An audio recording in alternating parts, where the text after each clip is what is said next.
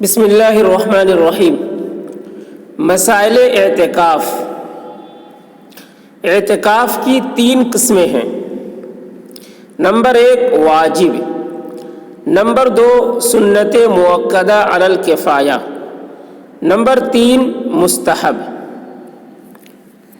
یہ 3 طرح کے اعتکاف ہوتے ہیں، ایک واجب ہے، ایک سنت مؤکدہ علی الکفایہ ہے اور ایک مستحب ہے۔ نمبر 1 واجب۔ واجب کس اعتکاف کو بولتے ہیں؟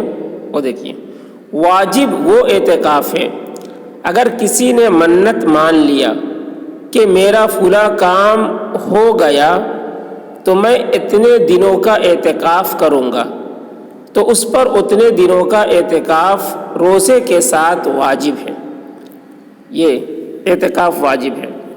کسی نے کوئی نظر مانی تھی، کوئی منت مانی تھی کہ میرا فلاں کام ہو جائے گا تو میں اتنے دنوں کا روزہ رکھوں گا، تو اگر وہ کام ہو جائے تو اس پر اعتکاف کرنا واجب ہے۔ اور وہ اعتکاف جو کرے گا وہ روزہ رکھ کر کرے گا۔ روزہ بھی اس دن ہونی چاہیے، جس دن اعتکاف کرے گا اس دن روزہ بھی ہونی چاہیے، تو وہ اعتکاف کرنا واجب ہے۔ روزے کے ساتھ میں روزہ رکھ کر اعتکاف میں بیٹھے، جتنے دن کی نظر مانی ہے اتنے دن۔ نمبر 2 سنن مؤکدہ علی الکفایہ۔ سنن مؤکدہ علی الکفایہ کس کو کہتے ہیں؟ تو وہ دیکھیے، رمضان المبارک کے اخیر عشرہ یعنی 20 رمضان کے غروب کے وقت سے عید کا چاند نظر آنے تک یہ سنت مؤکدہ علی الکفایہ ہے۔ اگر محلہ کا کوئی شخص اعتکاف میں نہ بیٹھے تو سارے محلہ کے لوگ گناہ گار ہوں گے۔ تو سنت مؤکدہ علی الکفایہ اعتکاف، یہ رمضان کے مہینے میں جو اعتکاف کرتے ہیں، 20 رمضان سے لے کر جب تک عید کا چاند نظر نہ آ جائے تب تک جو بیٹھتے ہیں مسجد میں اعتکاف کے لیے، وہ اعتکاف سنت مؤکدہ علی الکفایہ ہے۔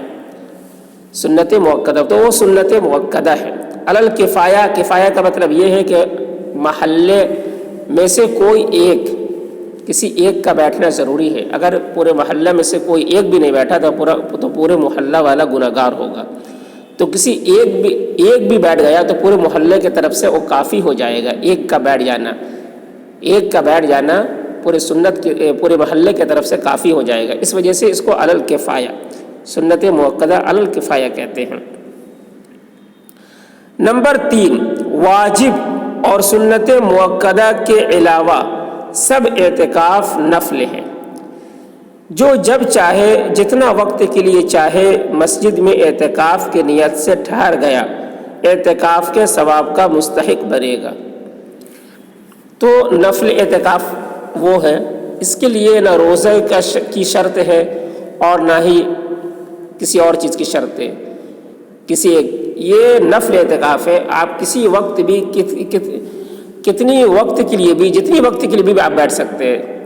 جیسے مسجد میں نماز کے لیے گئے تو اس وقت بھی آپ جب تک مسجد میں رہیں گے اس وقت تک کے لیے آپ اعتکاف کی نیت کر لیں تو آپ کو اعتکاف کا ثواب بھی مل جائے گا، آپ نمازیں بھی پڑھیں گے اس کا بھی ثواب ملے گا۔ تو نفل اعتکاف یہ تھوڑے وقت کے لیے بھی کر سکتے ہیں، 1 دن کے لیے بھی کر سکتے ہیں، 2 دن کے لیے، جتنے دن کے لیے چاہے، جتنے وقت کے لیے چاہے اتنے وقت کے لیے یہ اعتکاف کر سکتے ہیں۔ اسے اعتکاف جو ہے نفلی اعتکاف کہتے ہیں۔ تو یہ اعتکاف کی 3 قسمیں ہیں، واجب، سنن مؤکدہ علی الکفایہ اور نفل۔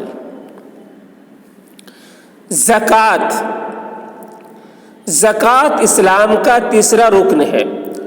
زکوٰۃ فرض ہونے کے شرائط: نمبر 1 مسلمان ہونا، نمبر 2 آزاد ہونا، نمبر 3 بالغ ہونا، نمبر 4 عقل مند ہونا، نمبر 5 مقدار نصاب کا مالک ہونا، نمبر 6 مالک ہونے کے بعد اس مال پر قمری مہینے کے اعتبار سے 1 سال گزر جانا، نمبر 7 اس مال کا قرض اور اپنی حاجت اصلیہ سے زائد ہونا، نمبر 8 مال کا بڑھوتری والا ہونا۔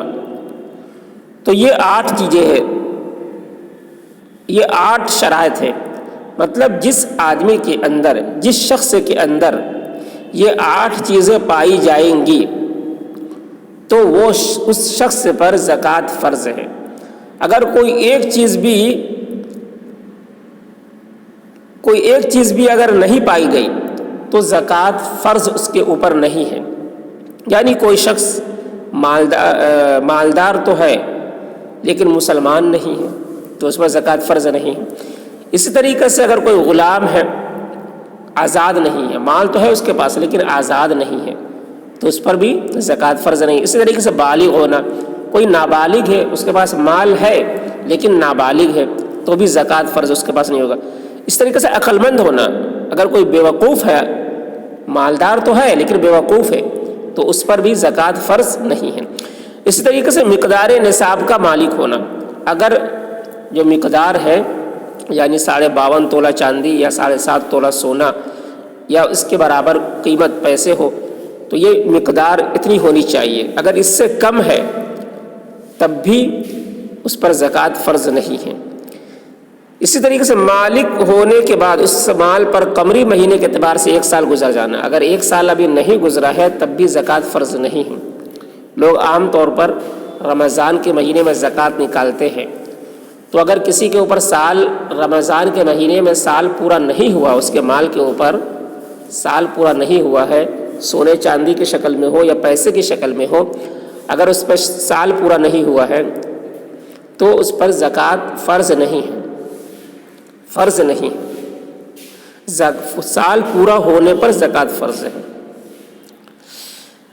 اسی طریقے سے اس مال کا قرض اور اپنی حاجت اصلیہ سے زائد ہونا، اگر مال ہے لیکن مقروض ہے، وہ شخص مقروض ہے، یا پھر مال تو ہے لیکن اس کی ضرورت بھی ہے، ضرورت مطلب فروئی ضرورت نہیں، اصلی ضرورت،